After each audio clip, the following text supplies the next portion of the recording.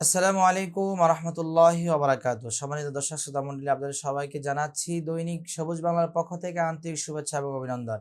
আমরা যারা রোজা রাখি, আমরা রোজা রাখার ক্ষেত্রে আমরা অনেক কিছু ভুল ধারণা আমাদের ভিতরে রয়েছে। এটা আমাদের জন্য উচিত নয় বা এগুলোর দ্বারা আমাদের রোজার কোনো ক্ষতি হচ্ছে না। কিন্তু আমরা ভুল ধারণা মনে করে আমরা মনে করি যে আমার রোজা ভেঙে গেছে বা আমার রোজার অনেক ক্ষতি হয়ে গেছে বা আমাকে রোজা রাখা যাবে না।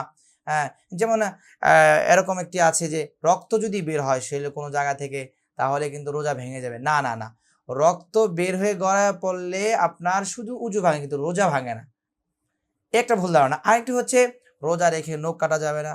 রোজা রেখে সবকিছুই নখ কাটা যাবে এবং শরীরের বাঞ্ছনীয় লোমগুলো সেগুলো পরিষ্কার করা যাবে। আরেকটি ভুল ধারণা হচ্ছে আমাদের বাচ্চারা যখন রোজা রাখে তারা এই রোজা রাখার পরে তারা থুতু খায় না, থুতু ফেলে দেয়। এইজন্য ঘরের আঙ্গিনায় শুধু থুতু আর থুতু। কারণ কি? যে রোজা ভেঙে যাবে। প্রিয় ভাইয়েরা আমার, এখানে একটি বিষয় হচ্ছে বাহির থেকে যদি আমরা কিছু খাই, বাহির থেকে যদি আমাদের গলার ভিতরে কিছু যায় তাহলে আমাদের রোজা ভেঙে যাবে। কিন্তু ভিতর থেকে যদি কোনো জিনিস ভিতরে যায় তাহলে কিন্তু আমাদের রোজা ভাঙবে না। কারণ হচ্ছে থুতু বা লালা এটা আমাদের ভিতর থেকেই সৃষ্টি হয়। সুতরাং সেজন্য থুতু আমাদের ভিতরেরই একটা অংশ। এটা যদি আমরা ভক্ষণ করে ফেলি তাহলে কিন্তু আমাদের রোজাটা ভাঙবে না।